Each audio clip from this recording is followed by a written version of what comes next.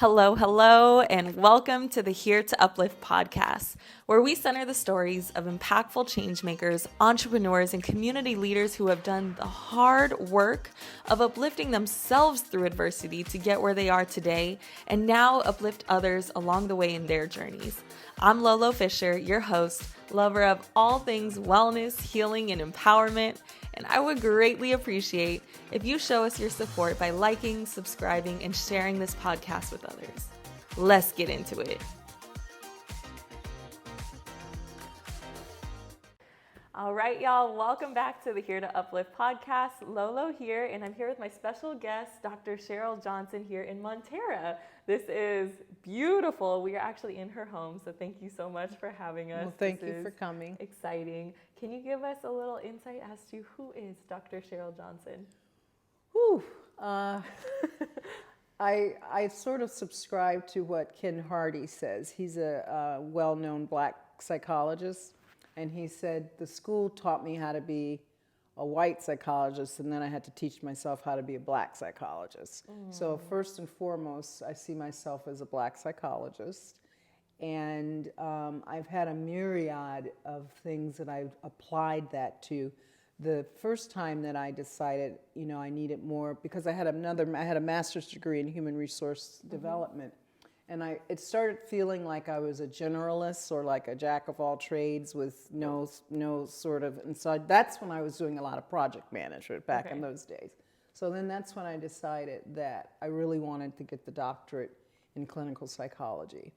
And I knew that it would allow me to do many different things. The main thing I think that I've always tried to do in my career is sort of link things together, where it made sense that I moved to this. Like when I got into higher ed, especially the equity work, I said I felt like it was community work. And because a lot of my career at the beginning of being a psychologist was like community mental health. Right. And working with low income, impoverished families. And my specialization was 0 to 3. The pre-doc and the post-doc was with Oakland Children's Hospital. Wow. Yeah. Wow. Working with folks at such a young age too, and then that huge family impact, that seems like it would take a toll if you're doing that year after year. Yeah, it's intense, because I started off at working with homeless women and children. Okay. And then transitioned to the hospital from there. And many of because with 0 to 3 you work in the relationship. It's not where you do play therapy with the so you work with the parent or the caregiver. And many of those moms had either lost custody because of exposed to drugs in utero, or something like that. And so, at one point, I couldn't do that work anymore because it was really mostly black and brown women that were losing custody of their babies.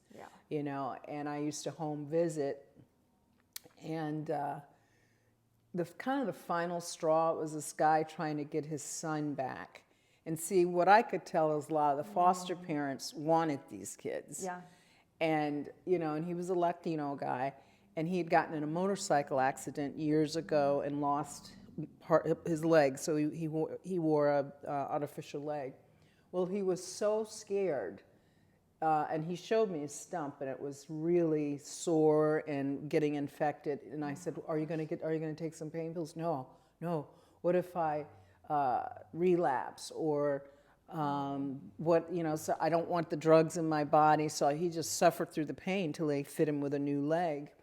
And I was sitting around a conference room because CPS was involved, Children Protective Services, and they wouldn't even call him by name. They kept saying the addict. Oh my gosh. And I slammed my hand down on the table and I said, his name is, and he loves his son. So it was just a lot of, you had to do activism as well. Advocacy, yeah. And, I worked very closely with another Latino woman that was also a psychologist.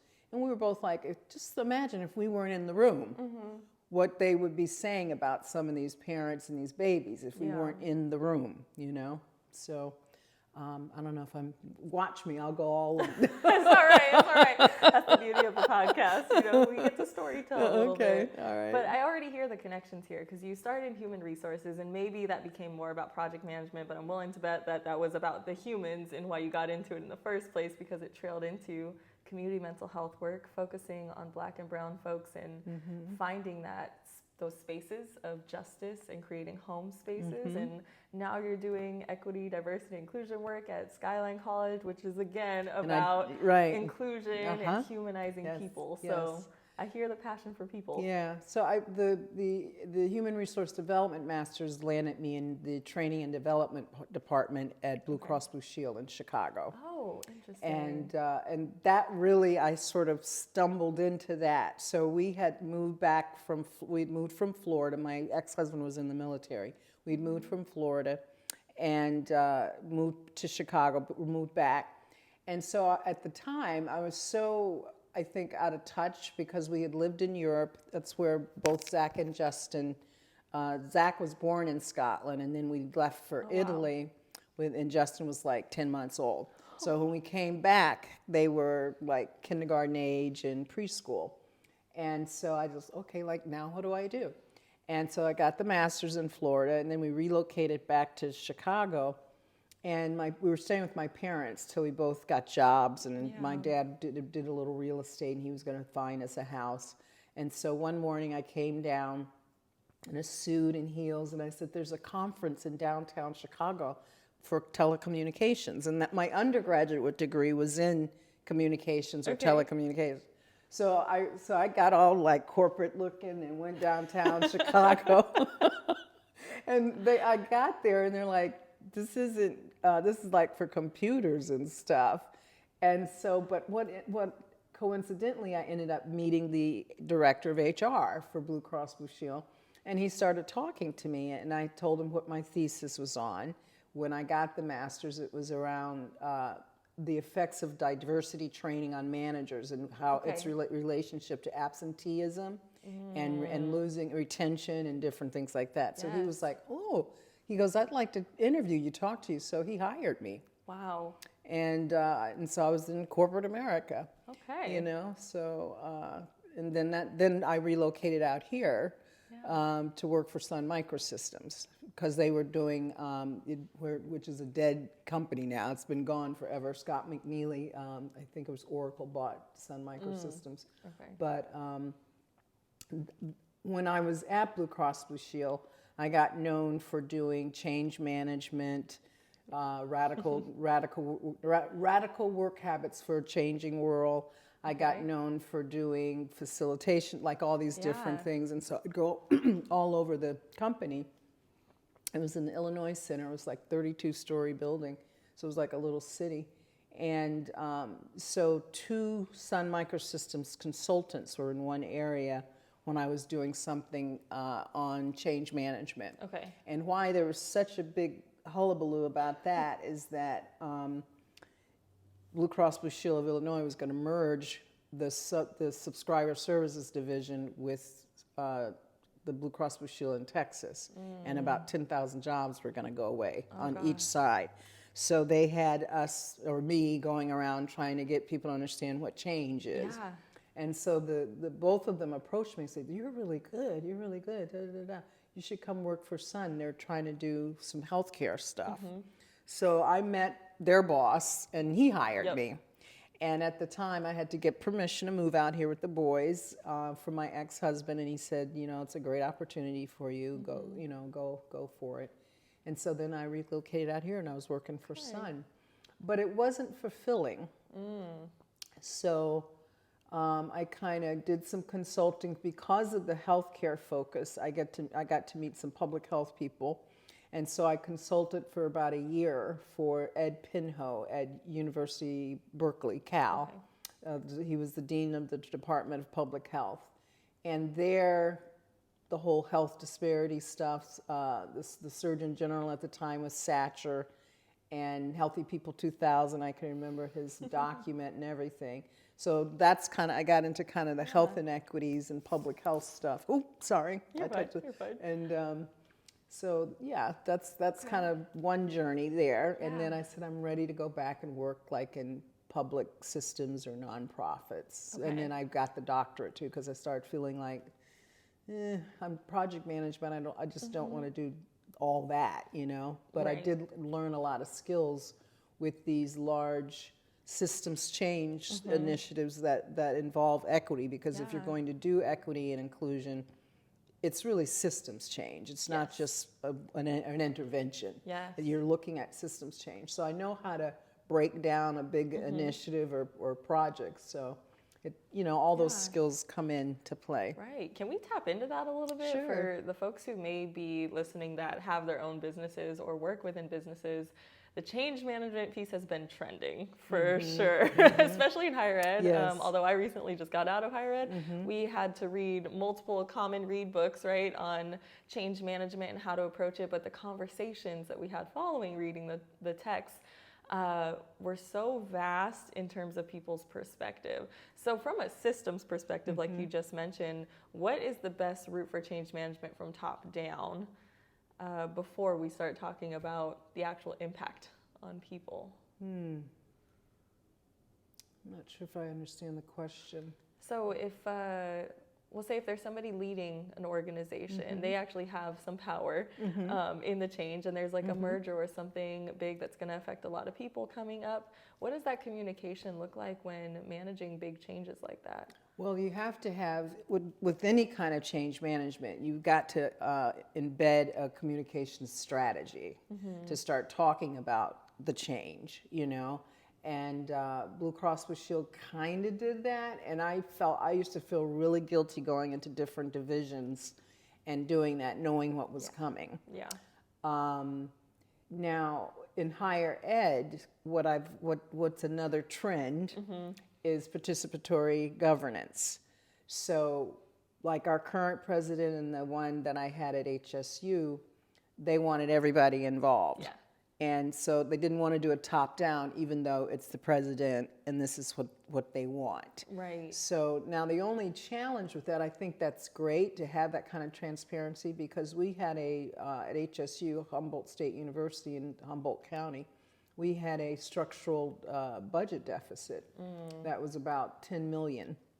And I was on cabinet.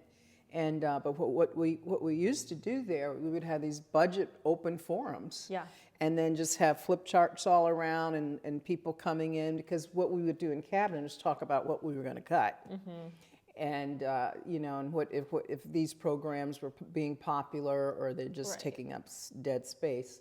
So I think communication strategy about the change that's coming, and transparency and involve people, because they don't want to feel like there's a gotcha moment behind the change, So I feel like I've been the end of the gotcha moments in a lot of spaces and cases. I've been through 3 department reorganizations now, where only one of those 3 was actually part of the conversation. The other ones was more so just affecting me. We didn't quite have that communication system, so it did feel like a gotcha moment. Like, wait a second, like, how did this happen? Well, that's what I mean. I've even told a current president, who I get along very well with and really enjoy talking to her. I would say to her, "You guys think you're communicating well about all this stuff that's happening, but you're not." So by the time people hear about something, or because I said, there's people are gonna gossip. So by the time they hear something, you haven't communicated what you thought you have communicated. So there, the last meeting that all the deans and the cabinet had was they had created the marketing and PR department had created some kind of communications webpage that was showing all the stuff that they're doing and how it relates. And I said, it's good, but it's a little long. Attention spans like that now. Yes, it's a little long, but at least you're starting. And I said, I think just even add town halls to that, where people can ask you questions, Right. you know, so. Right. And it's that, like, I feel like a hard line between sharing as much as possible to be transparent with also knowing, like, you're also going to get a lot of hands in the pot if you share everything, and you can't always meet everybody's needs. Well, and that's what I told her too. I said, you know, I get the transparency and the participatory governance, which is a fad, I feel like. But I told her it slows things down. And sometimes we have deadlines as deans, either with the chancellor, state office, or some kind of report that's got to get out, and signatures. And so I said, it's good, I agree with it, but some of it slows things down.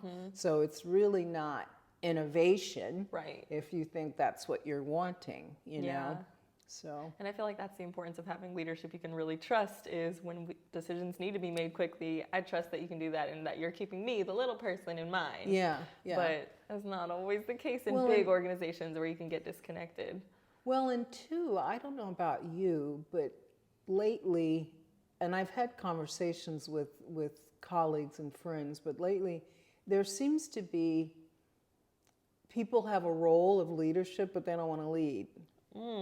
Well, because you know what? You can make mistakes. Yes. You know, and you're accountable, and people don't want to be accountable all the time, you know. But I say fail boldly. That's what I've said to young people. Fail boldly, and then learn from it, and then start again, you know. Absolutely, Dr. Johnson. You could say that 20 times, because that leadership piece. Ooh. And then that's opposite, I would say, too, is there's a lot of folks who are natural leaders. And I would say that. Sometimes they're more so on the trenches in the front line, so they don't always have policy or power-making ability, but they're impacting, in higher ed in particular, students that are making a lot of change and activism and things like that. And it's like, I think some of this change management and all that kind of stuff, too, sometimes I just want to say, wait a minute, let's see how the last stuff we created works and what it does before we go on to something else, you know? So that's a real sort of cultural issue at Skyline. And when the new president came there, when she was doing all the interviewing, people, mainly the feedback she got when she went out on a listening tour was that people had initiative fatigue. But she still has put forth a lot of stuff, so people feel like, you didn't mean what you said. You didn't keep your word. That's hard. Yeah. That's a sticky place to be in, for sure. Well, I want to jump a little bit, because you started telling me about LEGS. Can you talk about the LEGS program? Yeah, that's going on now. It's an acronym for Learning, Equity, and Growth Series, LEGS. And it used to be the Equity Training Series. And when I got to Skyline, I wanted to blow it up. And it was like I was asking for people's firstborn. So I said, okay, let me wait a little bit, let them get to know me. And so what I've been telling people, because we just had we had the kickoff session the Friday before last, and just this past Friday, we had our first speaker come in, and she talked about culture humility, Dr. Chadha. She's from UC Davis. And then on the 3rd of March, we'll have Allie Michaels, and she's going to talk about whiteness as an institutional, structural thing, the idea of whiteness, and it being a made-up concept too, really. So that series usually has we have a cohort of about 20-something now, and they will stay together for all 6 of the topics. I'm doing one that's about Black maternal infant mortality, Black infant mortality, because a lot of people don't know that's a crisis right now in this country. Huge. And there's one, the last session is decolonizing your diet. Okay. And wow, look at that variety. Yeah. And what I wanted them to understand and get a deeper knowledge on is that, you know, equity is more than just serving Black students, serving Latino students, serving, you know, and because number one, students are so multiracial nowadays. They don't want to be, you know, so and we're going to develop a LEGS for students too. Right now, this is for faculty, classified professionals, administrators. They're all mixed in the leg series, and then they graduate as a cohort together, and then we do it again next spring. And so this decolonizing your, so what I was really wanting people to understand is that inequities are structural and institutional, and they're everywhere. They're in housing, they're in healthcare, it's in like this friend of mine sent me this little video about the Jamaican pies in back east, and they were trying to actually, like he said, it was racism. They were trying to get rid of the Jamaican patty shop. Really? Yes, and so and it got back all the way over into Jamaica with the ambassador or whatever, and it turned into a big hullabaloo. But that's interesting about food.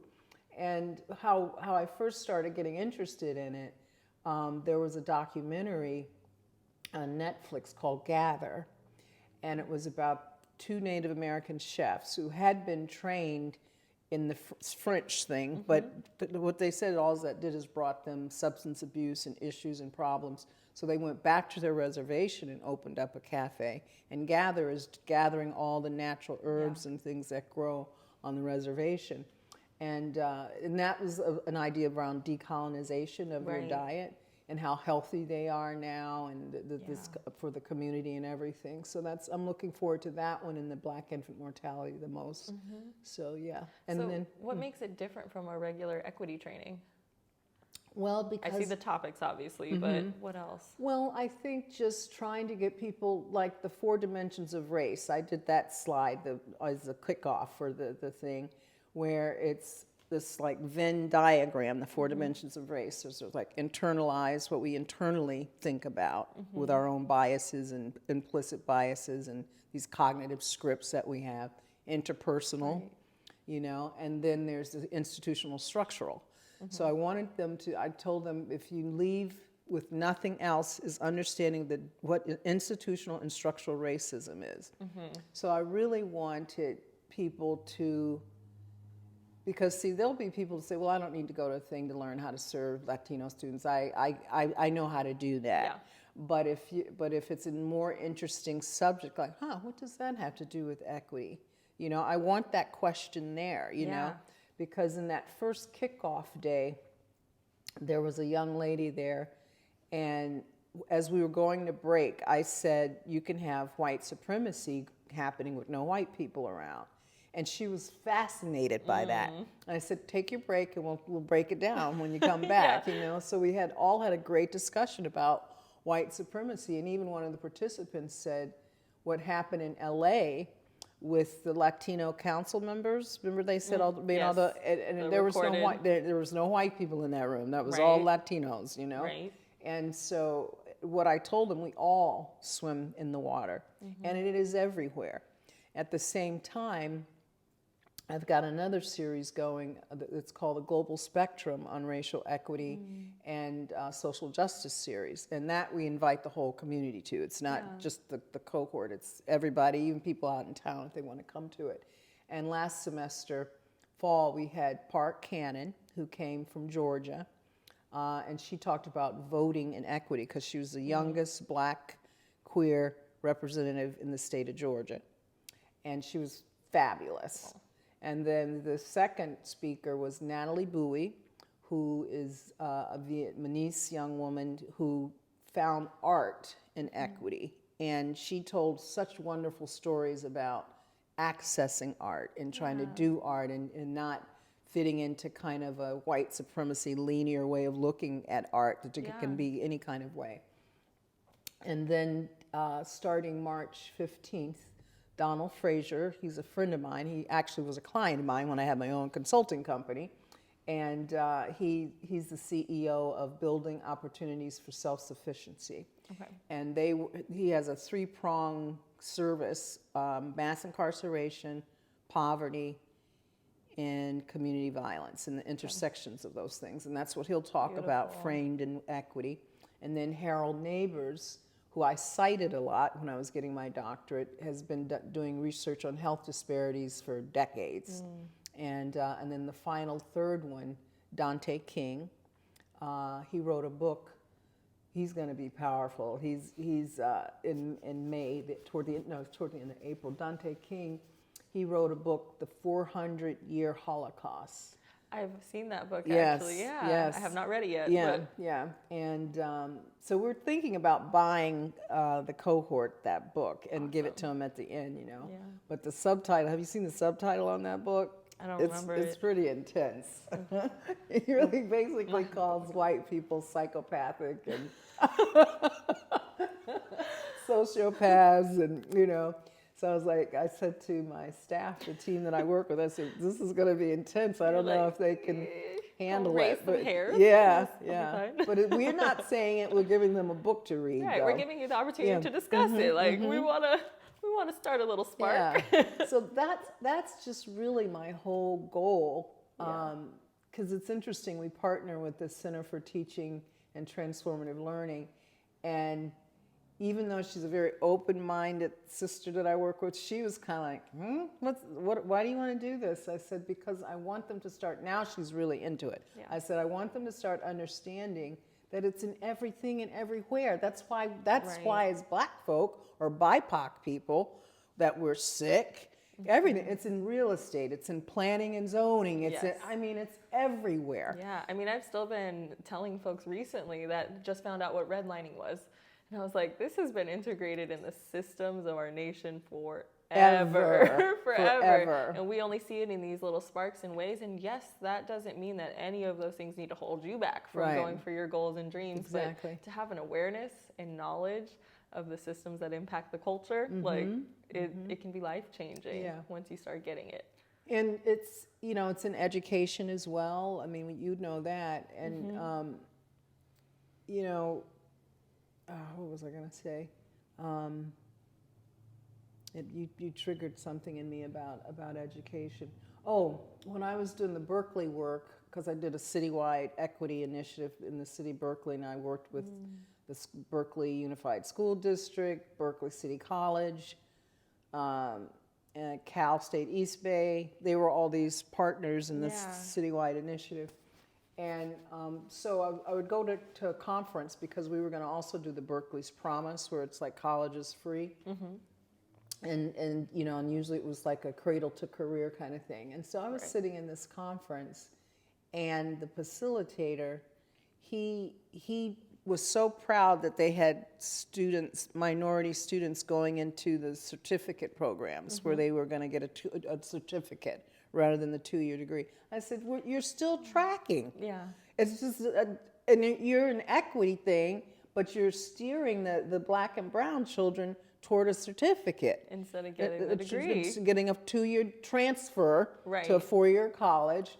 And a further pathway, and he looked so shocked when I said that. I said, but think about that. He goes, well, also too, we hope that, once they get into their career and start doing it, they'll want to go to college. I said, or want to come back. But I said, but those credits won't be what you get with the certificate. No, what you get the certificate. I said, so that's a whole nother barrier that's been created. And that's what I think people don't understand about the inequities and the racism kind of being in everything and everywhere, and people even who are well-intended are doing it, Absolutely. Yeah. Even when you think you understand it, you will still be a perpetuator. And that's why, like I said in the series last Friday, you have to be mindful. The equity lens is this decision or is this program that I'm designing impacted by my implicit bias? Will there be an outcome that's not healthy or good? You have to take that moment to be mindful, because we do it.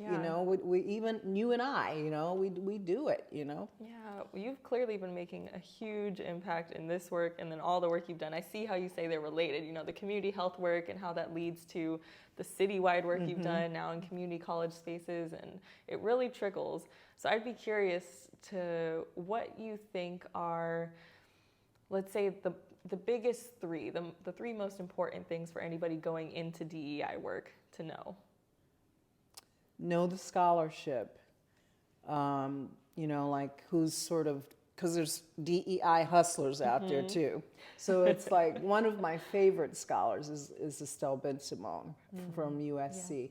So it's knowing John Powell's another favorite of mine, the Othering and Belonging Institute at Cal. He's the CEO of that. I drove down for a conference that he was hosting when I was still at HSU. But I think it's know the scholarship, know the researchers. It changes the language, everything. Right. So that's why it's a dynamic discipline. So know that, keep up with it. Know how to tell people the truth without hurting them. Like one of the things that John Powell says when he talks about structural and institutional racism and different things like that, and it's something I said the Friday before last too, you know, it's like working out at the gym. We want to build your muscles. Yep. We want you, it's going to be sore, but you keep doing it, but I don't want to injure. Right. I don't want to give you an injury. So I think it's being humble, being a servant leader. That's the model I follow, servant leadership.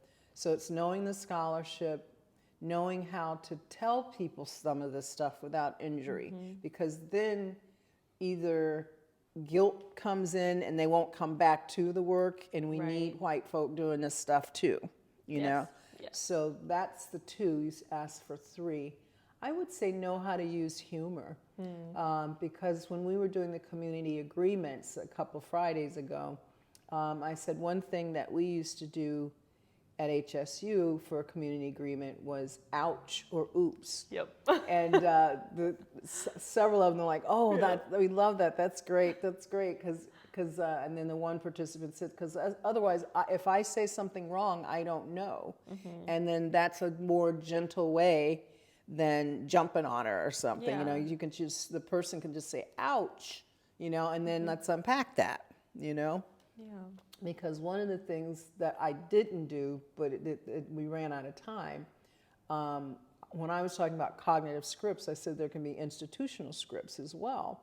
I said, and there was an older black woman in this cohort, and I said, you know, there's something wrong when you have only 3% black students here, but yet they still have the highest equity gaps. And it's been like that on and on and on. I said, so there are some institutional scripts happening here. And then she went, ouch. It's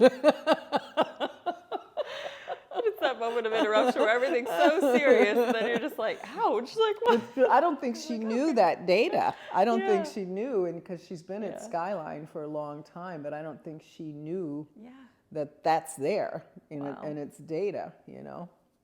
Okay.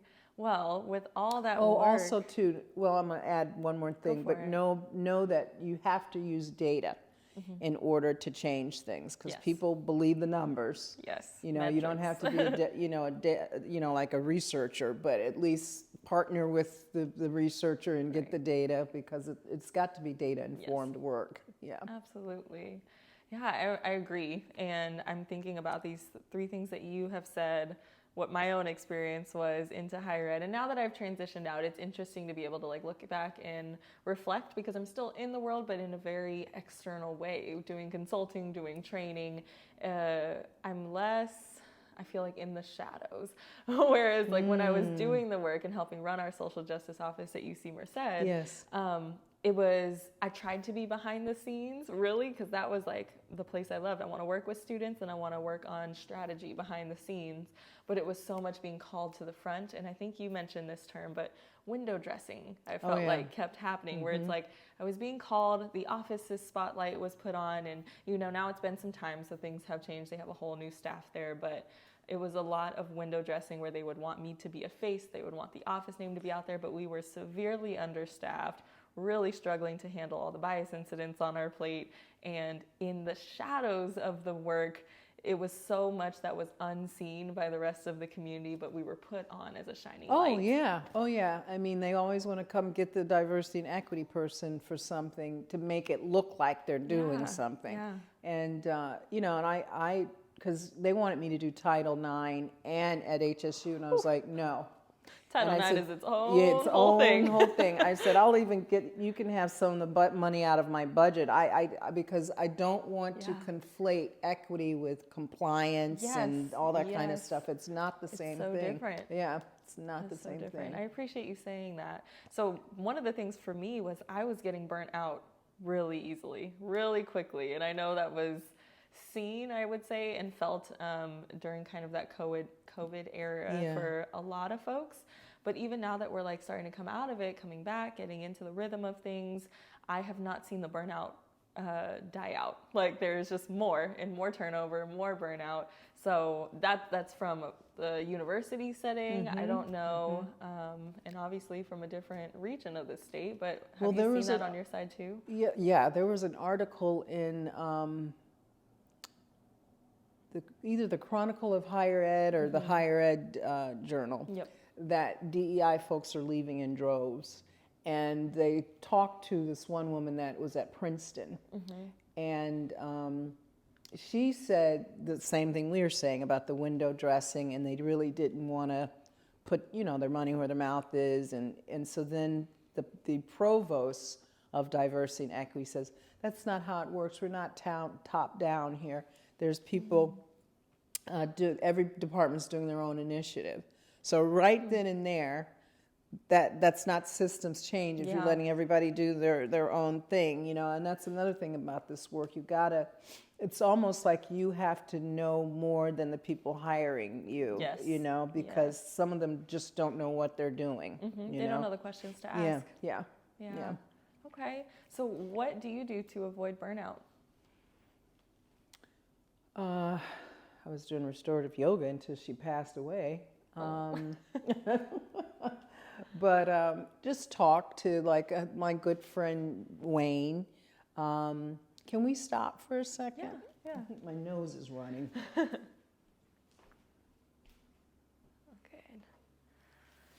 All good. I know it gets chilly, and then what was that yesterday? We were doing something yesterday. My nose kept running. I was trying to. That was the yoga class. I was teaching a yoga class, but we were recording it, and I was like, I don't want to rub it in the middle. Yeah, how far? 35. Okay, cool. Yeah. Okay, I can re-ask the question. Yeah. Did you ask me a question, or I can't remember where we were. Is it still going? Okay. So, what do you do to avoid burnout personally? Talk to friends. Like Wayne Brumfield is a really good friend of mine. When I was answering his granddaughter's email, and he even tells me, he goes, "You're one of the best ones I've ever worked with." And he didn't really know that much about it when he first got to HSU. And it's just like I tell my staff, the black folks that I had say, "You're going to go to this equity training." And, well, I don't need it. I said, lived experience is not the same. This is a real discipline, So, but I would say talking to colleagues who understand it, like I still talk to some of the staff that were under me at HSU about the work, because they're still doing it. Particularly a really good staff person, Meredith Odom, that worked for me. And I'll talk with her. I'll talk with my son. But I am getting pretty close to wanting to retire, because I think probably in 2 years I'm just out of it altogether. You have to be able to talk to people about what's going on, with the work.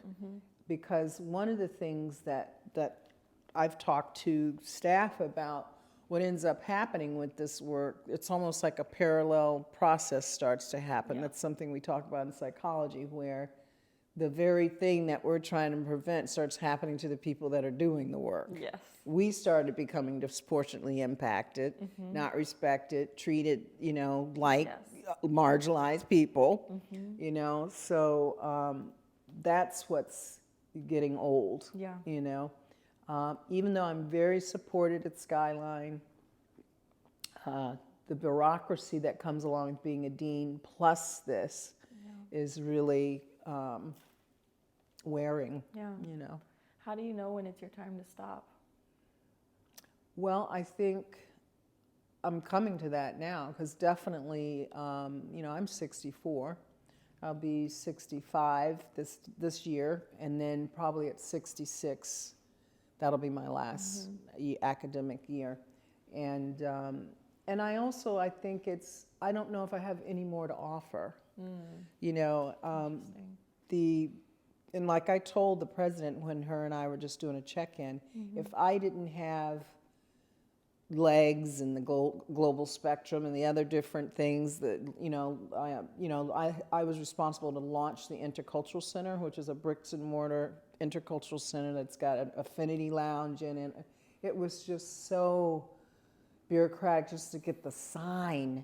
And then when I picked out the furniture that I wanted, they fought with me on that. And this was the financial lady that was on cabinet. She retired now. Yeah. But I had said to her, she was saying, because everybody likes to keep the past. And I said, but culturally, people don't want to sit in that auditorium style. I said, if you're going to talk about these issues, intimacy. So I had ordered like furniture that was creating circles, and there's a fireplace in there. And what finally had her back down is she's like, but it's always been auditorium set up. I said, yeah, white supremacy set up. And that was the only thing that she's like, okay, Cheryl, you can get the furniture that you want. And I said, well, thank you, because I remember when I was even talking to the architect who was helping me pick out the furniture, she was saying that they have Fijian students who don't even want to sit on furniture. They sit in a circle on the floor. Yep. So it's like, we were in Anapisi at Skyline, which is, like a 32% Asian Pacific Islander, and then we're in HSI. Yeah. So there's a lot of... So it's like, let's represent who's here and actually make it communal. Yes. Absolutely. Okay, what was little Cheryl like? Was she also an advocate for everybody and loving all people? Like, where did this come from? Well, I used to question things, because I can remember, I think I was probably like in 5th or 6th grade, and my mother worked, so did my father, both worked. And she would come home from work and start cooking. And he would sit and read the paper, my father. And I said, why do you have to cook? You worked too. And I was just like, she like looked at me. Where did you come from? And but I would say things like that, So I think I've always had a sense of what's unjust, even when I was small. I can remember this is when we lived in upstate New York before my parents moved to Illinois. And this was right around the time when we were sort of transitioning out of Negro to Black, Black Power, all of that. And so the teacher, asked me in front of all its kids, do you prefer to be called a Negro or Black? And I said, I prefer to be called Cheryl. Ooh. Like, don't you just put me in a box over here. I am who I am. So I think I've always been outspoken. Oh, I love that. And like what's right and justice, So, but I was rebellious too. Yeah. Yeah, but good trouble. Yeah. What would you say now to 18-year-old Cheryl?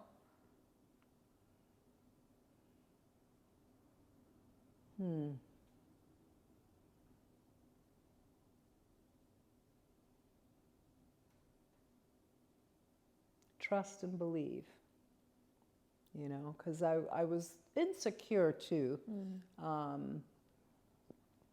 and that, everything has been all right. I've been able to get a lot accomplished. I've survived a lot of, personal struggles. I kept going through them, everything. Right when I was getting my postdoc, my ex-husband was calling me, and I was like, what does he want? And so I didn't answer the phone, and he kept calling me. And at that time, I remember I got a strange phone call because I knew my younger son he joined the Army. I wasn't happy about it, but I thought, well, at least he's going to have some direction. Yeah. So he'd gone to boot camp, and then he was at a specialized school. He wanted to do mechanics. Okay.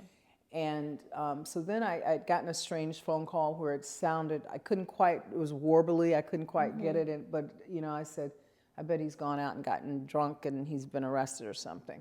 So finally I picked up the phone when he called again, the ex-husband. He says, Justin's been arrested for murder. And I said, I almost buckled my knees when he told me that. And I said, when did all this happen? And he says, when he was 16. He had gone to a big high school party, actually right down from where we lived in Berkeley, but it was closer to El Cerrito, and he had a knife on him. One kid was being jumped by these 4 other kids. They were hitting him with his own skateboard, and Justin went to help him. And then they got on him, and he just started doing this, stabbed one of them. And then, of course, all the kids just scattered, kept it a secret, because it happened when he was 16. He was 19 when he was in the Army. So that began a whole, and the thing about holding that, because what would happen is I would go to the county jail in the morning and then go home visit right after that, and hold women's experiences. And so then one of the white women at the hospital said, oh my God, how can you be here? I feel so bad for you. And I said, what are you talking about? And she said, well, Justin. And there was no privacy because they were so well known, Zach and Justin at Berkeley High. That's why the kids protected him. But when he got arrested, it was all over the social media and they were communicating with one another. And her son went to NYU and had heard about it and was upset because he was friends with Justin. And then I thought, I called over my clinical supervisor at the time and said, maybe I shouldn't be a psychologist with this happening. She goes, no, all the more reason to be one. And so that was a thing that I didn't know if I would survive it. And she says, I don't know how you're doing this. I'd be rolled up in the bed. I said, I don't have that privilege, Barbara, to roll up in the bed. I have to do both. I've got to keep going. I've got to get this doctorate finished, Wow. So, yeah. How did you get from that place of surviving and having to push through that to a place where you could thrive again? Well, I joined a program called SC Sisters. It's like a social justice program that a black woman started that went to Harvard Law School and had a loved one incarcerated. Okay. And it was, I think, 12 weeks long. And I nominated myself, usually other people, and I heard they were on NPR talking about the model. And I went through that, and because the statistics were 1 in 4 women have an incarcerated loved one, 2 out of 4 are black. So, and just some of the things that we did and wrote, we wrote letters to ourselves, wrote letters to the children that were incarcerated. It was all women, and mostly women of color. It just made me feel like I could speak it, because I used to couldn't even say, I have a son that's without bawling and breaking down, So that really helped me with a lot of healing going through that. And also, too, my cousin at the time, when she was living, she said, you should go talk to, she's Angela Davis's sister. God, I can't remember her first name, but she's in, their offices are in Oakland over there. And so I went to talk to her, and I couldn't hardly talk. And so without crying, and said, you need to talk to Jerry. He started a program at San Quentin called No More Tears. So she gave me his contact information. He came to the house, huge black guy. He used to be the head of the black guerrillas in prison, and then reformed himself. In fact, he's got a doctorate now himself. And he just told me mainly, and Zach, my older son, don't put a lot of money on his book, just like some tips in, because, what you were, like he's in there, what should, there was a whole culture to learn how to just send money with the, but to not overdo it because that could make him a target too. So he said he shouldn't live with you when he gets out. And then Zach says he can live with me. And so that helped as well, you know. So you found that community of support still. Yeah. Absolutely. Yeah, you can't do it alone. And I don't think people understand unless it happens to them, you know. What would you say in terms of advice to someone who feels like they are doing it alone right now? And how to find that community of support? Well, the Essie sisters, you know, they're ESSIE, they're in Oakland. But you've got to either get into therapy, because I did therapy too, even though I'm a therapist, you know, and, you know, so I would say a support group or therapy or a program that looks at issues of incarcerated loved ones, you know, because it's a strange feeling when you go and you visit, the guards almost seem resentful toward the families that we're still loving our children or, you know, whoever, you know. Yeah, that was a hard time. Yeah, thank you for sharing that. Sure. That does sound like it was really challenging, but I'm glad that you're able to bring that lesson. I survived it, yeah. Yeah, you survived it. You talked about how trusting and believing that you would make a way through, that he would make a way through was kind of that underlying point that pulled you through. He was just visiting me Saturday. Oh. Yeah. Yay. I'm sure that's huge for him too, to have that transition now. Yeah, he's got a nice job, everything. Awesome. All right, I got 2 last questions for you. That's it. You gave me a little hint when we talked on Zoom before, but what is next for Dr. Cheryl Johnson when you do decide to retire? Well, I went to Mazatlan on December 26th and stayed till January 5th and came back. I'm going again. I want to retire down there because I can't afford to retire here in California, you know, unless you own something and you bought it back in the 80s or something. But, you know, so I want to live a good quality of life. I don't really want to be in the U.S. because when the shooting happened at Humboldt, or not Humboldt, Half Moon Bay, you remember when the migrant worker guy went and... I think you mentioned it to me, but I wasn't aware of it before. Yeah, he killed like 7 people. 4 on the mushroom farm, and then he went to another farm and killed 3 more, and they were Latino and Chinese.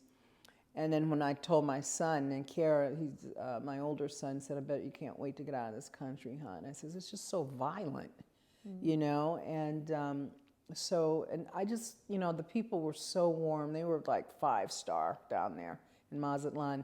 And so I also want to write like a novel. I already know what the title will be, Lemonade Road. Yeah. Fiction? Fiction. Okay. But it'll be some stuff based on my life and everything. So, and possibly because the state board has really loosened things with the pandemic, where there's people working outside the country and having clients. Yeah, so, absolutely. Yeah, so I'm going to do just a small private practice, because right now my license is inactive because I couldn't do it and everything else I'm doing. I was able to do it at HSU, keep my practice going, but I'd like to have, you know, maybe a caseload of about 6 clients, you know, and then write the book and, drink margaritas. Yeah. Just a little drink Just a little drink there, here and there, you know. Oh, I love it. Well, beautiful. I see that for you. I hope it's going to be glorious and relaxing. You. And I want to read the book whenever it comes out. Thank you. But my massage therapist, she asked me one time, do you believe in all the psychics and that kind of stuff?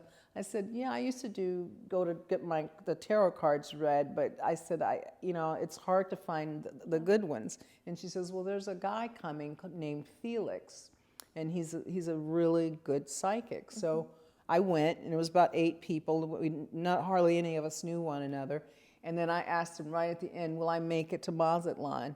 And he says, yes, a big green aura came on over the top of my head. He says, oh, yeah, you'll make it there. How cool. Yeah. So. How cool, and affirming, too. Yeah. You got it coming. Yeah. Okay. Very last question. what message would you give to any Black woman, Black educator, let's be specific, Black woman educator out there who is just now starting their journey? I'm going to say, if you can't grow, go. Because if they're not letting you, and that's the way that I lead, because the two staff people that work right within my office, they both have told me I have given them so many opportunities. And I said, that's my job, to give you opportunities. And so, if you're somewhere where they're not appreciating you, they're not validating you, you're not given opportunities to grow, because what you're trying to do when you start off with your career is build a portfolio. Yeah. And if they're not letting you build that portfolio, you look for something else. Yes. Yeah. If you can't grow, go. Yeah. I love that. I wish I had heard that like 5 years ago. Can't but grow, go. I love it. Well, thanks, y'all. Hope you have a great day, depending on what time you're listening to this, and catch up for the next one. Thank you, Dr. Johnson. Thank you. That's it. We're done.